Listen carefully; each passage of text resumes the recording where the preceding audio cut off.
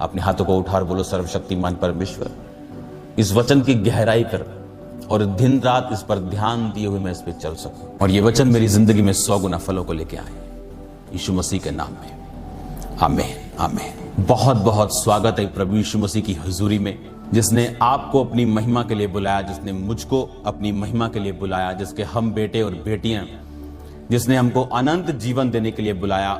उसका जीवन इसी जीवन तक सीमित नहीं, बाइबल कहती उसने हमें स्वर्ग में उसके अधिकारी होने के लिए, और वहां भी बाइबल कहती है आपका घर तैयार हो रहा है। कितना आनंद और कितना आशा से भरे हुए वो लोग हैं जिनका ध्यान स्वर्ग की ओर है, क्योंकि हम जानते हैं इस धरती के मसले आज नहीं तो कल सॉल्व होने वाले यीशु मसीह के नाम में। लेकिन एक बात जो आनंद का कारण है, वो परीक्षाएं हों, वो दुख हों, वो महामारियां हों, वो क्रिश्चियन लोगों के लिए ये है कि वो अनंत जीवन के लिए बुलाए गए हैं। God bless you all, congratulations to you जिन्होंने यीशु मसीह को अपना उद्धारकर्ता ग्रहण कर लिया। आज इस मीटिंग के एंड में मैं उन लोगों के लिए प्रेयर करूंगा जो प्रभु यीशु मसीह में नहीं, लेकिन लाखों लोग जो डाटा हमारे पास आ रहा है, एक वेबसाइट का कम से कम 35 लाख से लेके 80 लाख लोग एक साइट पर इन वचनों को सुन रहे हैं। आप लगाओ कितनी साइट्स हैं चर्च में, वेबसाइट अलग, अनुग्रह टीवी अलग, फेसबुक अलग, यूट्यूब, और परमेश्वर का काम जो लॉकडाउन में बढ़ा है। खुदावंद के लिए जोर से तारीफ करो अपने घरों में, आप जहां भी जोर से तारीफ करो परमेश्वर, आमीन। जोर से एक बार जोर से करो, जोर से, थैंक यू जीसस, आमीन। मेरा विश्वास है कि ये वर्ड आपको सेम नहीं छोड़ेगा। मेरा बिलीव है कि यीशु मसीह जो वर्ड देके, जो वचन देके लोगों की जिंदगियों को बदलता आया। बाइबल कहती है हिजकिय्याह नबी को वचन मिला था कि परमेश्वर कहता है मैं तेरी आयु को 15 साल बढ़ाता हूं। यही वर्ड जब आप आज सुनने वाले हैं, ये आपकी लाइफ में हीलिंग्स को पैदा करेगा, और ये एक तरह की हीलिंग नहीं होगी, ये 100 टाइप्स ऑफ हीलिंग होगी, और खुदावंद की लाइफ, ज़ोए लाइफ आपकी लाइफ में उतरेगी और काम करेगी। याद रखो, जरूरी नहीं कोई शरीर में जीवित हो तो उसमें जीवन है। यीशु मसीह ने कहा जो मुझे खाएगा और मुझे पिएगा, यानी विश्वास करेगा कि मेरा लहू तुम्हारे पापों के लिए बहाया गया, और मेरे कोड़े खाने से तुम चंगे हुए, और मेरे मार खाने से तुम चंगे हुए, और तीसरे दिन मैं मुर्दों में से जी उठा और जीवित स्वर्ग पे चला गया। जो कोई इस बात के ऊपर विश्वास करेगा वो कौन है? वो परमेश्वर का जन है, वो परमेश्वर का बचाया हुआ। अब आपने इस वचन को बड़े ध्यान से आज समझना और इसे बड़े ध्यान से सुनना। अगर आप बाइबल में देखें, वर्ड, क्राइस्ट के वर्ड्स जब आप सुनेंगे, ये लाइफ जो सांस पाया हुआ वचन जब आप सुनते और पढ़ते हैं आराम से और आत्मा से, तो ये सेम लाइफ आपके ऊपर फूंकते हैं। आप शरीर में जीवित हो सकते हैं, लेकिन इसका मतलब नहीं आप जीवित है। उसने कहा जो मुझे खाएगा और पिएगा, यानी मेरे ऊपर विश्वास करेगा, मेरा बेटा और मेरा बेटी बनेगा और मुझे अपना उद्धारकर्ता ग्रहण करेगा, उसमें जीवन होगा। कौन सा? ज़ोए लाइफ। ये लाइफ कैसी? इस लाइफ जब आपके अंदर ये आ जाती, कोई मायने नहीं करता आपके बाहर क्या हो रहा है, कौन सी महामारी जा रही, कौन सी आ रही, कौन से दुख आ रहे, कौन से लोग क्या बोल रहे हैं, आपको कोई फर्क नहीं पड़ता, क्योंकि बाइबल ऐसा कहती है ये वो लाइफ है जो संसार नहीं बल्कि परमेश्वर देता है। बाइबल कहती जब जब किसी ने परमेश्वर को अपना उद्धार करता, अपना परमेश्वर अपना अगुआ माना है, उसकी जिंदगी में ये लाइफ ने काम किया है। अगर आप इसहाक की जिंदगी देखो तो बाइबल कहती अकाल पड़ा, वो अकाल इतना भारी था, पशु मर चुके थे, जमीन के ऊपर इतनी बड़ी बड़ी दरारें पड़ चुकी थी। यीशु मसीह के पिता यानी हमारे पिता और हमारे परमेश्वर प्रभु यीशु मसीह ने, यहोवा पिता ने कहा कि तू उसी देश में रहेगा जहां मैं तुझको बोलूंगा, इस देश को तू छोड़ के नहीं जाएगा। और बाइबल कहती उस जमीन सूखी पर उसने जब बोया तो लिखा 100 गुना फलों को लेके आया। और बाइबल की स्टडी आपको बताती है कि इसहाक ने उस जगह पर छुपे हुए पानी के सोते जमीन के अंदर से परमेश्वर ने उसको दिए। पानी के सोता मिलने का मतलब यह था कि आज अगर आज से आप लगा लो कि आपको कहीं सोने के भंडार मिल गए हो, कहीं आपको पेट्रोलियम के भंडार मिल गए हो, कहीं आपको पीतल के, कहीं किसी को चांदी के, किसी को क्रोम के आपको पहाड़ मिल गए हो। जब मैं अफ्रीका में गया तो मैंने आपको बताया था कि एक तरफ क्रोम के पहाड़ थे, जहां से काट काट के क्रोम निकलते, जो गाड़ियों के ऊपर आप देखते हो व्हाइटिश सा चांदी के जैसा, वो क्रोम बोलते हैं उसको, और इधर सोने के थे, आगे एक और धातु के थे, शायद पीतल के थे, और एक और होती कॉपर उसके थे। तो वो भंडार उसके नीचे मिले उसको, यानी उस समय वो इस समय के लाखों करोड़ों रुपए उसको मिले। क्यों? खुदा के वर्ड को सुनना और उसको फॉलो करना। मैंने आपको एक टीचिंग दी पिछले दिनों में, अनॉइंटिंग की। आपको क्या करना है, आपको किस तरह से उस अनॉइंटिंग को लेना है। अब आप ध्यान से इस वचन को समझिएगा। मुझे इसके लिए बोतल चाहिए होगी। इस वचन को समझने के लिए आपको पहले प्रार्थना करनी होगी अपने दिलों में, खुदावन जो वचन मैं सुन रहा हूं मैं उसे समझ पाऊं। अब समझ लो ये अभी तो भरी है, लेकिन ये समझ लो खाली बोतल है, और इसका ढक्कन मैं अलग कर देता हूं। ये खुदावन ने मुझे आज जब मैं प्रार्थना में था अपने प्रेयर रूम में एग्जाम्पल दिया आपको समझाने के लिए। मान लो ये आप हैं और ये खाली बोतल है, और जब आप परमेश्वर में आए और आपने खुदावन से मसा मांगा तो क्या हुआ? परमेश्वर ने आपको अपने मसे से फिल किया, और होते होते होते होते किसी के पास थोड़ा, किसी के पास ज्यादा, किसी की बोतल फुल है। अब मैंने आपको जो बताया करने के लिए, आपको ये करना है, आपको ऐसा करना है, आपको प्रार्थना में रहना है, आपको वर्ड में रहना है, आपको जो भी चीजें मैंने आपको बताई। आप जानते हैं अगर ये वचन जो आप आने वाले दिनों में नहीं सुनोगे तो हो सकता है वो भी चीजें आपकी लाइफ में कुछ अधूरापन छोड़ के जाएं जिसका आपके पास जवाब ना हो। इसीलिए लगातार वचनों को सुनना, संगतियों को अटेंड करना जरूरी है, ताकि आप क्राइस्ट का होल कंसेप्ट समझ सकें। जितना परमेश्वर समझाना चाहता है हम उसे पूरा तो कभी भी नहीं समझ पाएंगे। अभी ऊपर जब स्वर्ग में जाएंगे और समझेंगे, और खुदाबंद अपना आप जाहिर करता रहेगा हजारों करोड़ों सालों तक। लेकिन इस धरती पर जितना वो चाहता है अपनी आत्मा के द्वारा, अपने लोगों के द्वारा लोगों को समझाना अपना आप, उसे समझना बहुत जरूरी है।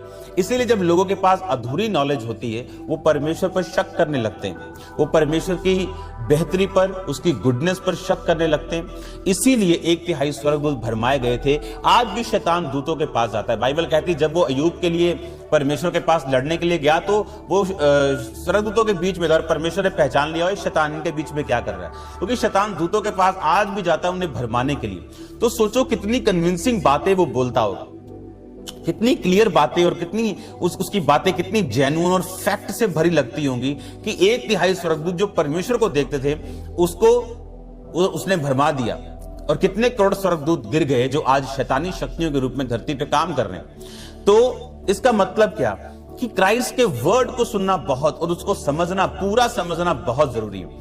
अब जो बोतल आपकी भरी है वो उस समझ लो उस वचन के कारण है जो आपको मिला, उस पवित्रताई के, उस प्रार्थना के, उस अभिषेक के, उस संगति में रहने के कारण अच्छी संगतियों में आप रहे हो। अब ये आपकी बोतल भरी हुई, लेकिन क्या आप इस भरी हुई बोतल को अपने बैग में डाल के कहीं लेके जा सकते हो? आप बोलोगे लेके जा सकते हो, पर मैंने इसका ढक्कन अभी नहीं लगाया। अगर मैं इसे बैग में डालूंगा तो इसका पानी गिर जाएगा। अब ये ढक्कन है जो, इसके बारे में मैं आपसे आज बात करूंगा। आपने सब कुछ पूरा कर लिया, लेकिन ये ढक्कन आपके हाथ में नहीं, ये ढक्कन खुदावंद के हाथ में, और वही इसे लगा सकता है। और अब आप कंप्लीट हैं। जो मैं ये वर्ड दे रहा हूं, आप ये लगा लो कि ये बोतल तो नहीं है। आपने मेन पार्ट तो खत्म कर लिया, आपने मेन हिस्सा तो ले लिया, आपने वो तो फिल हो गए, लेकिन अगर ढक्कन ना हो तो ये भी पूरी काम में नहीं आएगा। आप इसे पी सकते हो, रख सकते हो, लेके नहीं जा सकते। और इस ढक्कन को लगाने वाला कोई इंसान नहीं, ये सिर्फ परमेश्वर है, इसको कोई नहीं लगा सकता।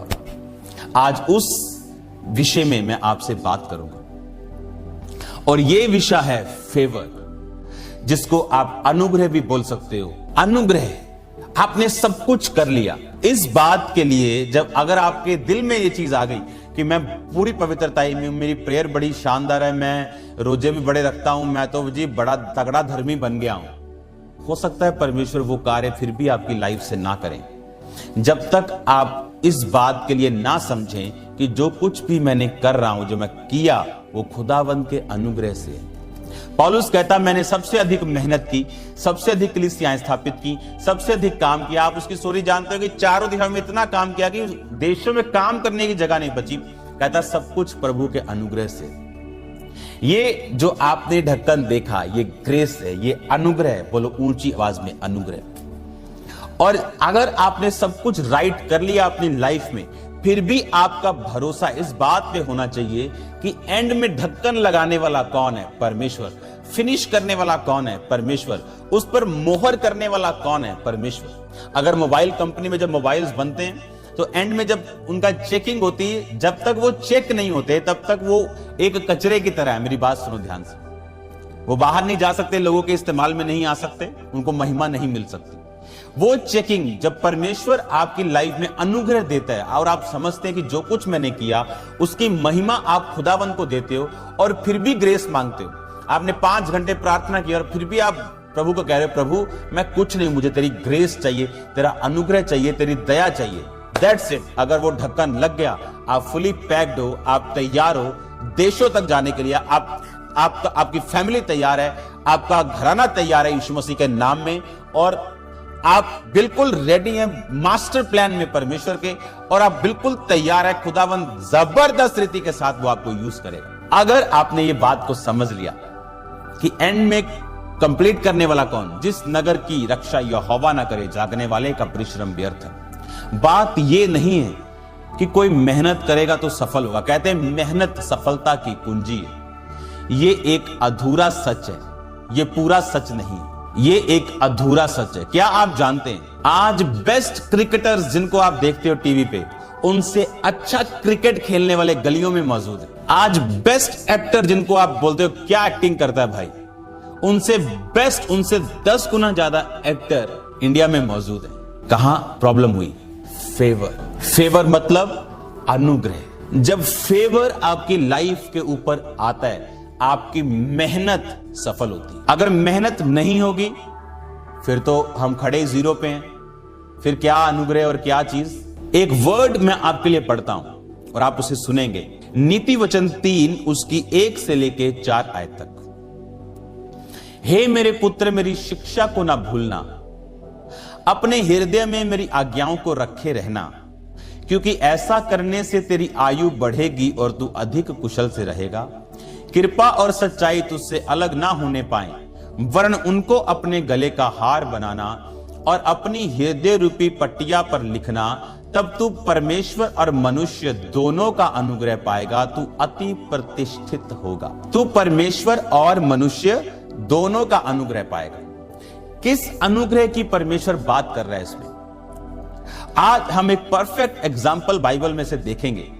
मैंने आपको ये एग्जाम्पल इसलिए दी कि आप सब कुछ अगर राइट कर लें तो भी आपने यही सोचना है कि मैं जो कुछ भी हूं खुदावंद के अनुग्रह से हूं, क्योंकि अनुग्रह आपकी मेहनत के ऊपर एक छाप लगाएगा, सील कर देगा उसको। इस अपनी मेहनत पे आपको फूलना नहीं, सब कुछ करना जो मैंने आपको बोला करने के लिए, लेकिन ये उसके बाद का लेवल है।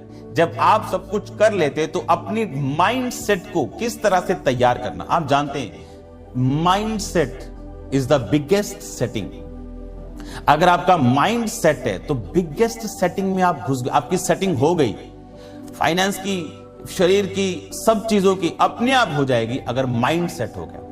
माइंड सेट, आप जानते हैं जिस दुनिया में करोड़ों खरबों डॉलर्स खर्च किए जाते हैं माइंड प्रोग्रामिंग के ऊपर, माइंड को सेट कैसे करना है, इसको फोकस कैसे करना है, माइंड को, मन को फोकस कैसे करना है, इसको सेट कैसे करना है।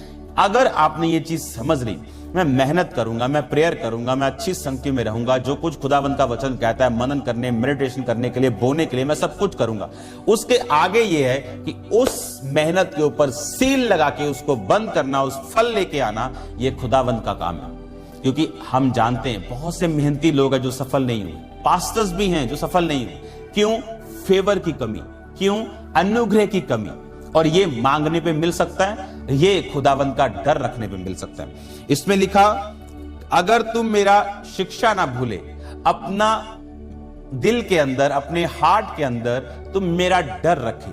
अगर मेरा डर तेरे हृदय पे बना रहे, क्योंकि आज के वचन का टॉपिक है fear of God. Fear of God जो मैं आपसे कह रहा हूं, उस ग्रेस, उस अनुग्रह, उस कृपा, उस फेवर को पाने के लिए आप क्या करें। और यह जरूरी है क्योंकि उस भरी पानी की बोतल के ऊपर जब तक यह ढक्कन नहीं लगेगा, यह कंप्लीट नहीं। और अनुग्रह परमेश्वर का एक ढक्कन की तरह, एक सील की तरह। और यह मिलता कैसे?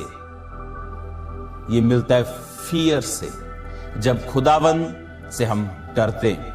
ये मिलता है जब हम सारी महिमा हम परमेश्वर के नाम को देते हैं और अपना भरोसा अपनी प्रार्थनाओं के ऊपर नहीं बल्कि परमेश्वर के ऊपर रखते हैं। अब मैं ये चाहता हूं कि इस वचन को जो आपने पढ़ा, उसने कहा तू परमेश्वर और मनुष्य, इसका मतलब क्या? लोग बोलते हैं ओ मैं आता जी डायरेक्टर आप बनू मानदा, मैनू कहे बंदे दी नहीं लोड़। वचन कहता तू परमेश्वर और मनुष्य, पहला परमेश्वर और मनुष्य दोनों का अनुग्रह पाएगा। जब परमेश्वर आपसे खुश होगा, आपको हेल्पर देगा, वो अपने मैन को सेंड करेगा, अपने लोगों को आपके पास भेजेगा।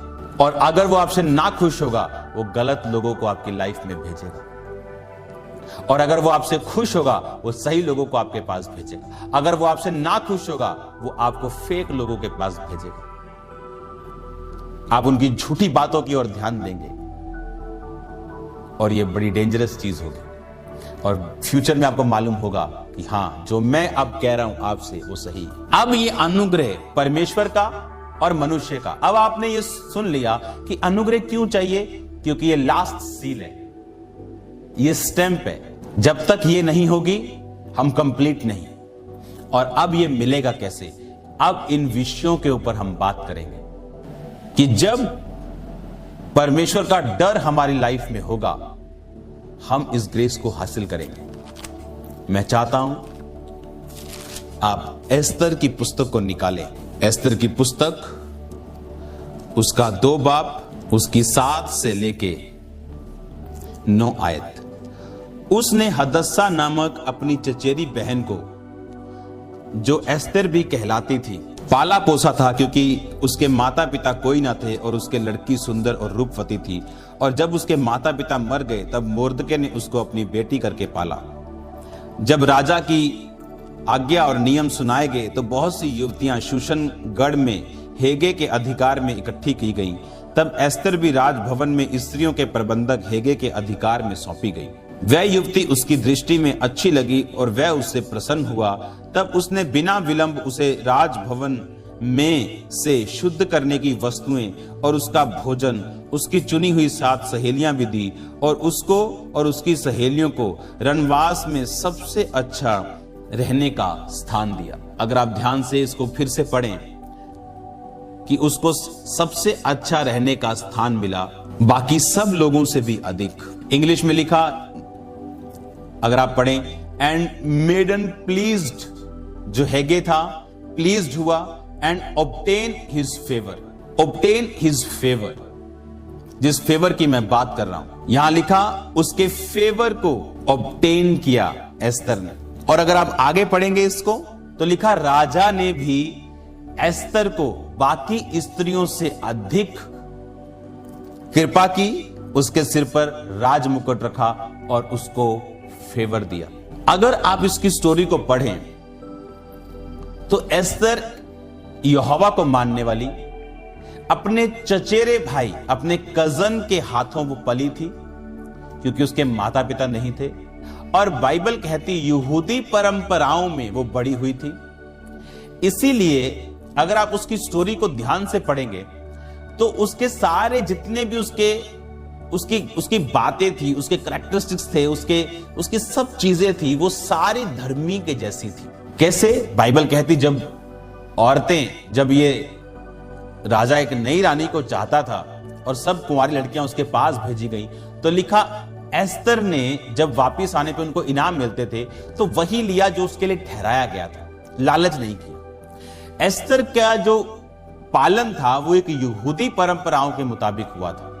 अगर आप आज भी इजराइल में चले जाएं, जो लोग यहूदी, अगर आप स्टडी करें तो उनकी लड़कियां जो हैं, सबसे कम दुनिया में जो यूट्रस कैंसर है वो इजराइल की लड़कियों को है, क्योंकि उनको बचपन से सिखाया जाता है कि तुमने पवित्रताई में रहना, तुमने शादी से पहले किसी बंदे के साथ सोना नहीं, सेक्स नहीं करना। और इसमें वही परंपराएं उसके पास थी। अब देखो क्या ऐसी बात थी उसमें कि जब जैसे ही वो महल में जाती है, लिखा उस राजा का अधिकारी उस पे अनुग्रह करके उसको बेस्ट स्थान देता है रहने के लिए, जो उस पैलेस का बेस्ट स्थान था। जिससे आप अगर होटल में चले जाओ तो एक रूम होता है, एक उससे ऊपर रूम, एक स्वीट होता है, एक उससे ऊपर का स्वीट होता है, एक प्रेसिडेंशियल स्वीट होता है जहां अंदर ही सब कुछ होता है, अंदर ही आपके स्विमिंग पूल्स होते हैं, अंदर ही आपके खाना बनाने वाला भी होता है, अंदर ही रसोई होती है, अंदर ही सब कुछ अंदर होता है। उसकी लिफ्ट भी कई होटलों में अलग होती, कई होटलों में तो बहुत ही बड़ा होता है और एक एक रूम का उनका किराया भी लाखों में होता है। तो एक पैलेस में, एक होटल में एक 5-10 हजार वाला कमरा भी है और 10 लाख वाला कमरा भी है। तो लिखा उसको बेस्ट रूम रहने के लिए मिला। क्यों? फेवर। लिखा एस्तर ऑब्टेन फेवर। एस्तर ने मनुष्य का अनुग्रह पाया। कैसे? ये मनुष्य था हेगे, ये कोई बिलीवर नहीं था, ये कोई विश्वासी नहीं था, ये एक नॉन बिलीवर था, पर उसका फेवर एस्तर ने पाया। क्यों? क्योंकि परमेश्वर का फेवर एस्तर के ऊपर था। जो उसकी अपब्रिंगिंग थी, जो उसकी पालना थी, वो क्रिश्चियनिटी में, वो यहूदी परंपराओं रीतियों के अनुसार की गई थी।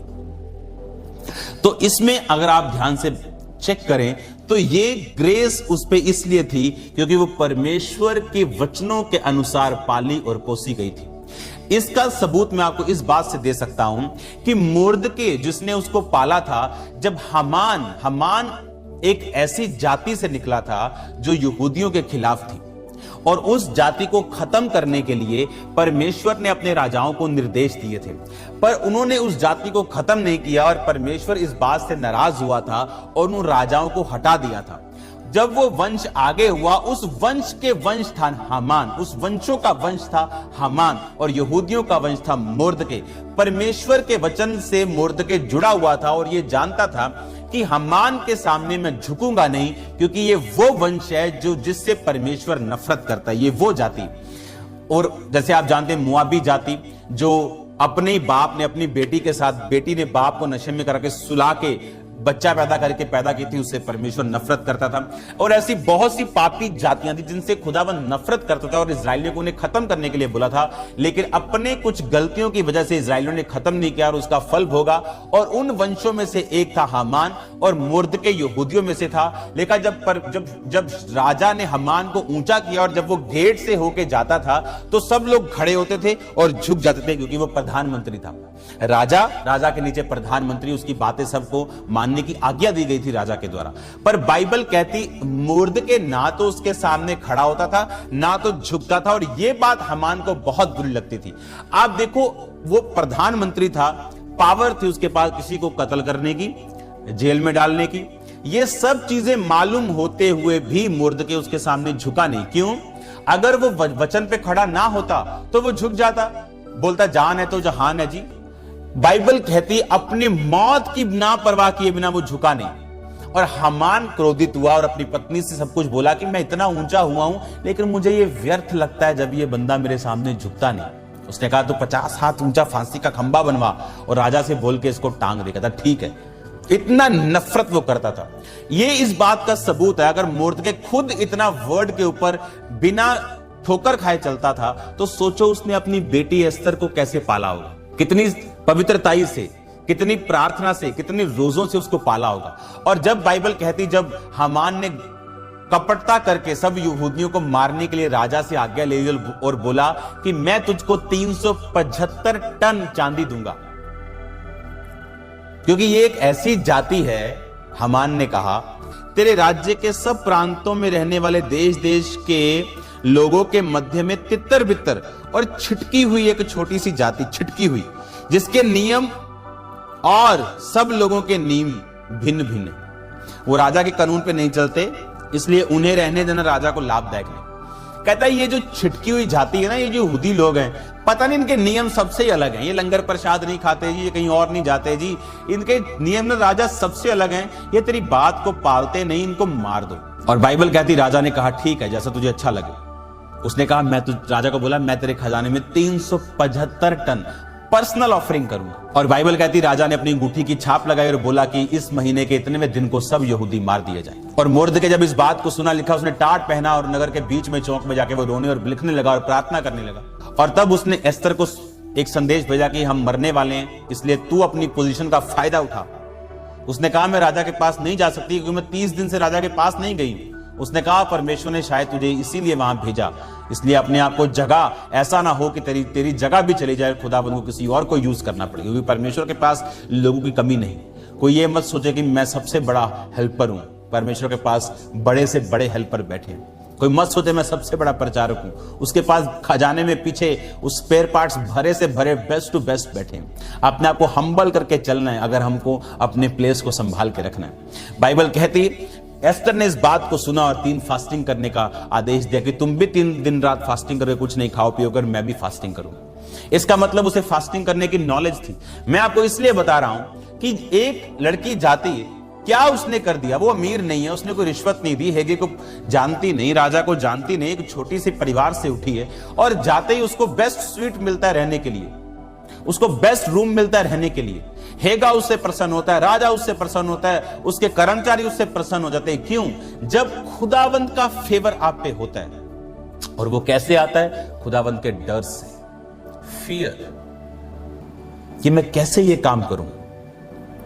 उसका डर कौन सा? एक पवित्र डर, वो शैतानी डर नहीं कि मैं हर साल 8 तारीख को मीटिंग करता हूं प्रभु की, इस बार 8 को ही करनी है, अगर 9 को कर दी तो परमेश्वर टांग देगा।